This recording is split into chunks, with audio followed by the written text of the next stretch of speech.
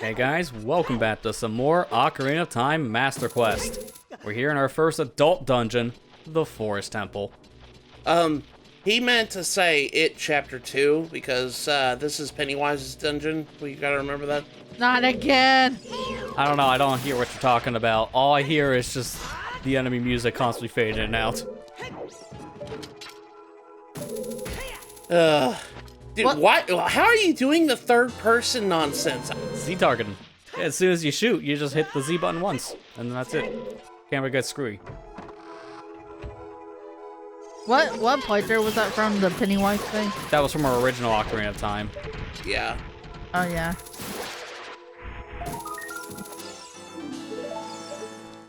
Alright, so here's where things are gonna get kind of weird, because last part you saw me go into a grotto just for this fish. This was why. I want a thing to put in a bottle here specifically, because in this section, when you get into the main room of Forest Temple, a cutscene plays the moment you walk in the room, where the Post Sisters come out, take away their light, and the elevator retracts. So you have to go through the whole dungeon just to get in the elevator. But there's a little bit of time before the cutscene starts where you can catch something in your bottle, re-catch it, and it interrupts some of the cutscene. So going down. Oh my lord! And worst part about this, I have no reason to be doing this in this version. This is a great trick in the original version of Forest Temple, because there's a Skulltula down here. Really important for 100%'s sake. There's nothing down here in Master Quest, outside your path to the boss door. That's it. There's one chest down here, and it's just for money. So we're literally here for like $5. And I'm not even doing the whole puzzle. I'm just gonna clip to the wall because a cute angle, well, a cute clip. And then from here, if you really wanted to, you can technically walk outside of the boundaries and go straight through the boss door, just immediately skipping the entire dungeon. But we're here just for $5. And now we leave. But we want to actually do the dungeon because I have never seen Master Quest version of these dungeons, and it would be nice to actually see the dungeon. I mean, it'd be a shame if we just enter a dungeon just to beat the boss first, and then do the dungeon later. I'll think about it. We have to go through this whole dungeon for the Skulltulas anyways. Matthew, I suggested playing Master Quest on the 3DS version if you really want to see. I'm gonna play it eventually, I promise. Just don't go whining when everything's backwards. Yeah, because that's gonna be a common problem in that version. That's why we're doing this here, just with less 3D graphics.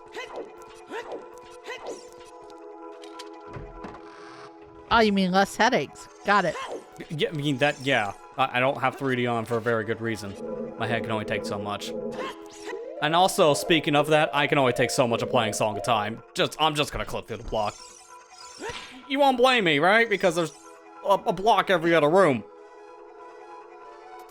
Also, at this point, we don't need the fish, so that is me actually dropping the fish. Trust me, bro.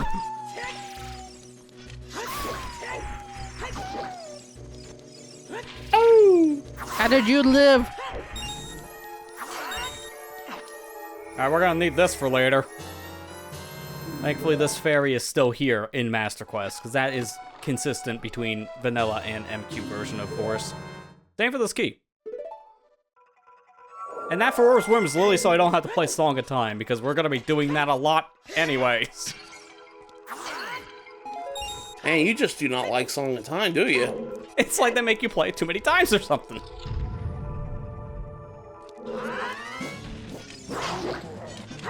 Also, nice Stalfos in a very tiny hallway. Jeez, that feels like a ROM hack moment. Looks at receipt. Oh yeah, I bought this game. Oh, that, feels like something a fan would do, not a paid product. Yeah, for real. Also, the door time isn't the only thing with gaps so big that a human can squeeze through them. Forest Temple has the same problem. When we said this game was put together with duct tape, we meant Master Quest. I mean, to be fair, the original was held together with duct tape. Master Quest is held together with the same duct tape falling apart. Man, why'd you beat up that redhead? He was all minding his own business. He's like, this is my house. You came in and you beat me up, dude. What the heck? Well, I had to get his house key. Worth it. He had a bad day. So, needless to say, because of where we're at, you can really tell at the moment we're not supposed to be back here at the current moment. That's going to be the theme of this run through of Forest Temple. Not supposed to be here. The theme. It's consistent. I'm here anyways. So, I'm just doing things out of order. If you're using this as a guide, I wish you the best of luck, because you're not going to understand anything. Speaking of which, here's another one. That's just... I just wanted to do this because it's cool. We already did one ledge clip, which, to explain this, if you roll into a ledge or just walk off the side, when Link grabs the ledge, you have another frame where if you hit the Z button to target, it will flip Link based on the camera. So in this case, we can use it to clip inside of the ledge, immediately drop, and fall out of bounds. And here we're swimming in out of bounds water. Problem is though, I can't breathe underwater. So this is where the ferry comes in.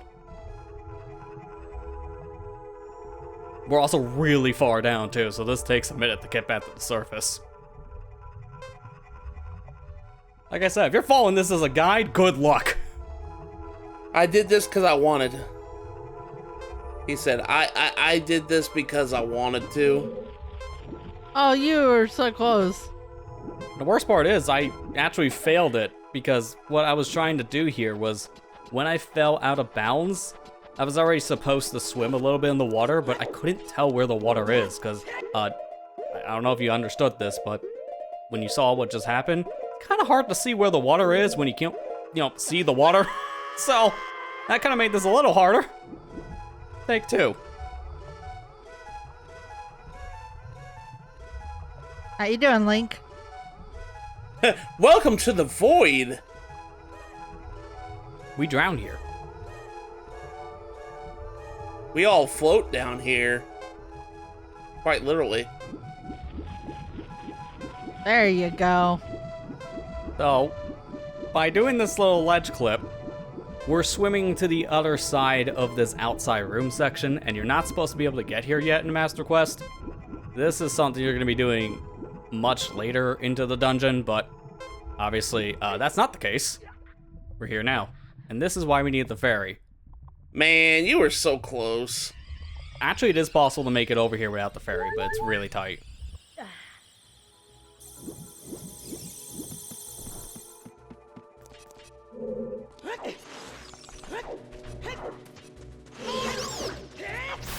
Back off. We're on this other side of the dungeon that we're not even supposed to be here.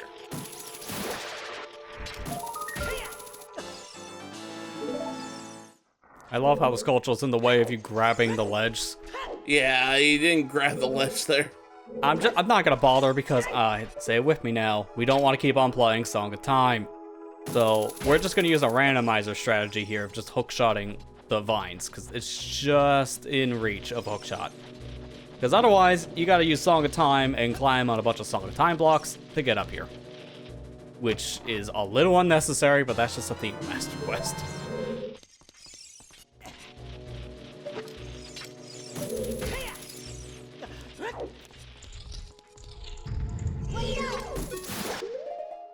Watch out for what? I see him. Watch out, dead. Yeah, don't worry about it. It's fine. But at this point, I need a way to burn the web, and I don't have a source of fire. Ignores the source of fire to pull out a Deku Stick. Look, I didn't need to do that, but we didn't get to show that in our original playthrough because it wasn't found yet at the time I filmed it. That was a equip swap. Essentially equipping an item over another item slot, which allows you to use child items as adult and vice versa. So in this case, adult Deku Stick, which only really works in the Virtual Console and GameCube versions of Ocarina of Time. Every other version either crashes or has some very interesting side effects. Do this on the Switch, it is hilarious, and it also will crash. But one nice thing specific with the PC version is another reason why I wanted to show Equip Swap. In Ocarina of Time, there is no graphic for a Deku Stick as adult, because you were never supposed to use it as an adult. But the PC version of Ocarina we're playing, they actually add in the graphic for the Deku Stick as the adult. Otherwise, you're just holding an invisible stick. Wow. Wait, so Deku Sticks are considered child items? Yeah. Any item you see grayed out in your inventory, that tells you if it can be used by either age. So if it's grayed out, you can't use that as that age. So Deku Sticks, the Boomerang, Slingshot, those are all grayed out for adult. So none of those are useful. Even though there's no reason for that to be the case, he can use all these items. It was just more of a design decision. And in fact, with the Boomerang specifically, we'll see later in this dungeon, it does technically have a use for Adult Link. It just went unused. Sorry, Link, you became an age. You can't have fun no more. You can't have that boomerang. It's a toy. That's what it always felt like in the original Ocarina. It's like, why can't I use this item? Yeah, there's no real reason for that. And then Majora's Mask comes along. It really makes you think, wow, that idea was really pointless. Because I can't use a bow as a child? Are you kidding me? And then the same aged kid in his next adventure uses a bow as a child. It's like, oh, okay, I get it. He just didn't want to do this. Oh, sure. Great. Because it's not like he can't do it physically. Yeah. Both ages can use basically every kind of item, and there's no restriction there.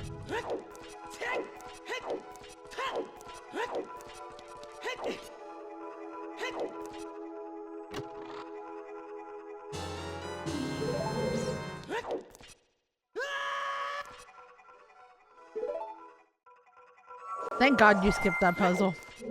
But thankfully the boss key in this is in the same spot as original Master Quest. So, or as original vanilla. Oh god. Trying to reverse the terms is not a good idea. Boss key is in the same spot between the vanilla version and the Master Quest version of this dungeon.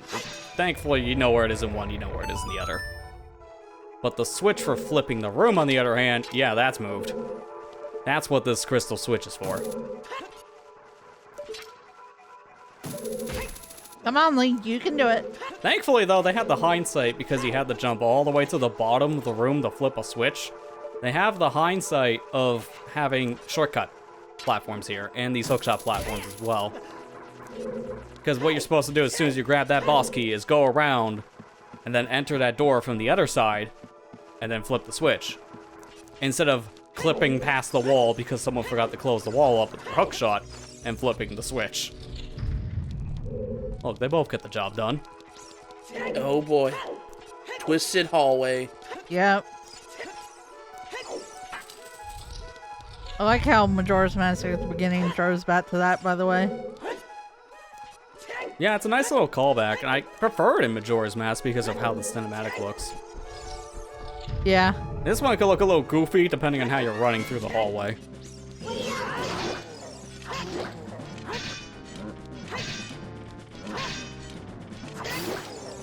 Excuse me, sir, that's illegal. Why are you floating in midair as a corpse? That's not right. You can't do that. And that's why you got crushed, right?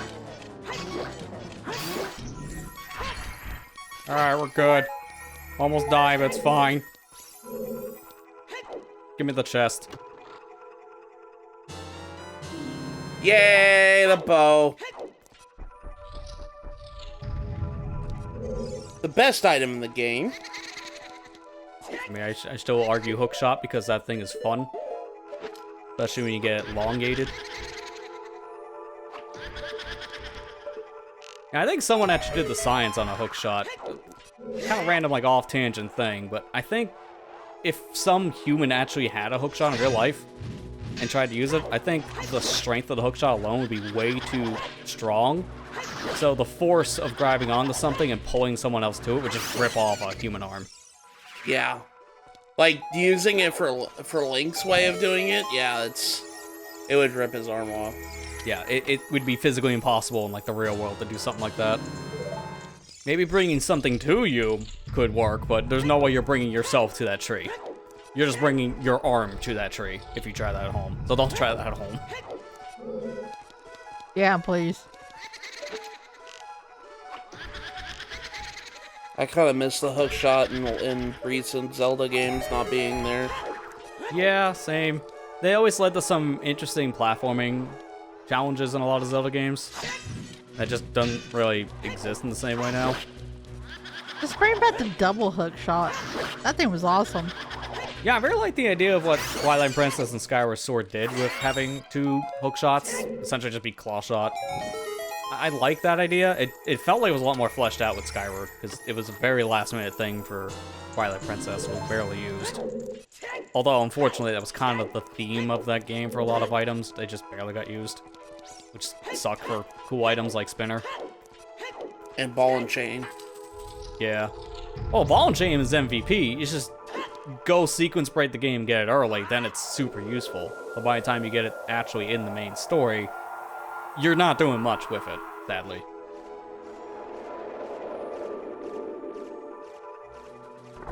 My time has come. Please take me away. You know, I just noticed this by watching the playback. Anyone else notice that Wallmaster appeared in like a frame before he grabbed Link? Yeah. Oops. Kinda missed that detail there in post. Oops. We should have probably fixed that before we made another version of Ocarina of Time, but we did not. That's from the original game. I'm not even talking about a PC version, Quark. That's just N64 jank.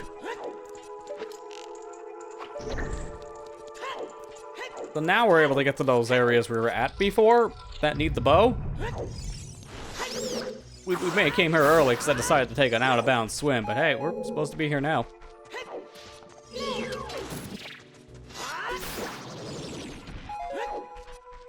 You can never do anything right, can you, Lester? Nope. I think this entire playthrough is evidence of that. Yeah. Not to say it's not fun, though. Yeah, I feel like since we've already gone through the original Ocarina of Time, for the most part, as intended, I'll have to say, because I did do some weird stuff in the original playthrough. Master Quest being the same game again, it's like, alright, I think I have creative freedom.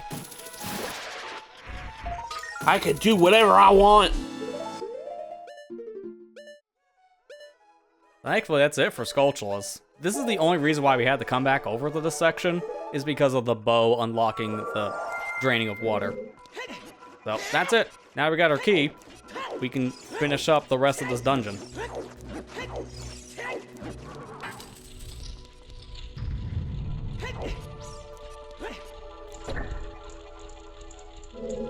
This puzzle's the exact same between original and Master Quest. And my favorite solution is still not the one that they intend for you to do.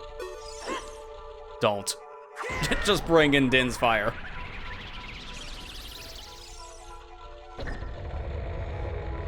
That puzzle's just annoying normally. Like, you get the idea, but just bringing a box over to hit a switch and then waiting for the platforms to move just to shoot one flaming arrow through.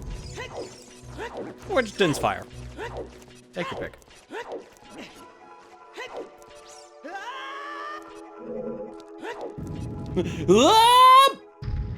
It just stops very abruptly. He's like, oh, never mind, I'm fine.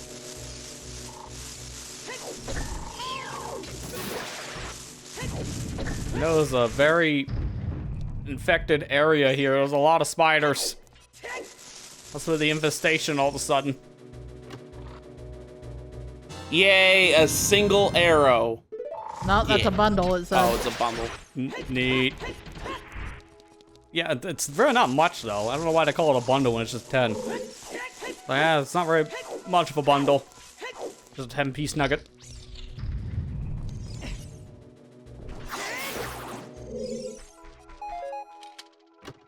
So we had to come down here because of that small key door situation. So, unfortunately, guess what we get to do? Song of Time! In hindsight, you should place Roar's Wind in the previous room. Then just jump back down the hole. But, no, you gotta do this. And that ledge is just barely too high. You can't even jump from this specific block. What was with their fascination in Song of Time in this version of the game? I swear. Hey, nobody said Master Quest was a masterpiece, okay? Exactly. Master Question, more like it. And to think, if we actually got Ocarina of Time on the 64DD, this was going to be a thing on your N64 back in the day. This would have confused a lot of people. Yeah. Structure of this game. Imagine if you started with Master Quest before the original. Jeez. That would probably not be a good way of experiencing Ocarina as your first playthrough. Yeah, you would just hate it at that point. That'd be a shame.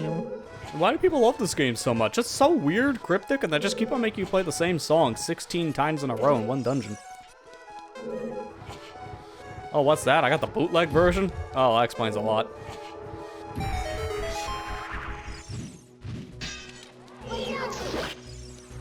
Also, this puzzle is just so much better with modern day block pushing speed. Never go back. Yeah, that is something I would agree with. Why would you want to go back? The big luxuries I think every Ocarina of Time ROM hack always needs, and it's just two big things. Fast block pushing and D-pad items. You do that? Great. You don't? That's already taken off like 3 points.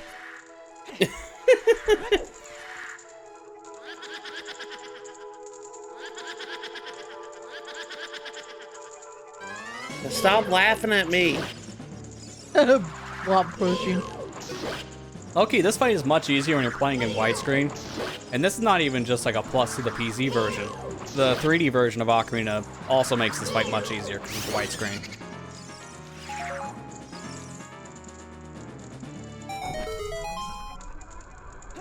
Alright, elevator unlocked. And the thing, we did all this within the first minute.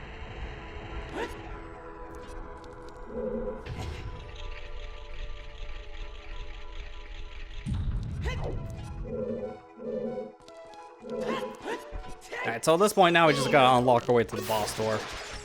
Which is kind of the same idea as the original version of Forest Temple here. You flip this room around a lot and just kind of solve a puzzle to unlock the door. Thankfully the puzzle in this version is a little more simplified, because there's not as many switches to hit. But just like before, you don't have to hit any of the switches. You can just go through the gate here, because acute angles are cute. But also the switch is behind the gate that you can activate a switch to open the gate. Why? Yeah. Just why?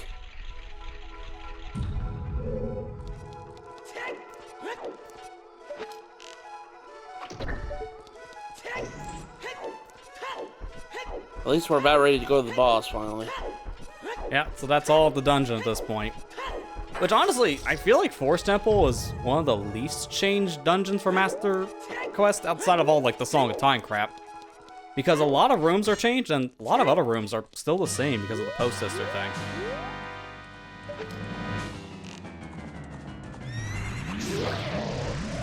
That's not Epona. Yeah, it's bootleg Epona. That's dead Pona. Dead Epona. Ah, at least it's better than the missing link Epona situation. Alright, so we've seen this fight before if you watched our original Ocarina of Time playthrough, so phase one's pretty simple. Just gotta shoot Phantom Ganon here 3 times, get him out of the painting. Pay attention to Faker here. Pretty obvious to tell which one's which. But now for a little bit of an unused element here, and it's regarding the boomerang. Unfortunately, I suck at equip swapping here in the PC version, so give me a minute. One eternity later. Look, I feel like it's something to do with more of the polling rate for the controller or something. It's like input latency differences here. It's just, I don't know, I can't do it, man. But if you use the boomerang against Phantom Ganon here, it actually does do something against this specific boss. It's really the only time you see a child item on an adult boss work. So you can see him trying to spin away the boomerang, but it still hits Phantom Ganon through his staff. So technically, boomerang stuns Phantom Ganon. Showing at one point this item could have been used in the boss fight. That's odd. That's interesting. That also works against the moblins outside of the dungeon, around the area itself. Because you can hit a moblin with your boomerang, and then they just freak out.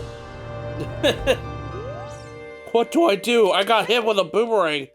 Yeah, they get stunned for a second, and then when they're unstunned, they move really fast. So, it's a cool little extra you don't normally get to see. I can just see Ganon be like, "What are you, Link? 7 years old, playing with a boomerang?" And now we finished our fight against Phantom Ganon. We have completed our next dungeon of the game. And now, with 4 Temple completed, we're ready to move on to another dungeon. And we'll be doing that next time. Join us back here in Ocarina of Time Master Quest. We'll be heading over to the Fire Temple. Thank you guys for watching. Hope you enjoyed. And we'll see you guys next time.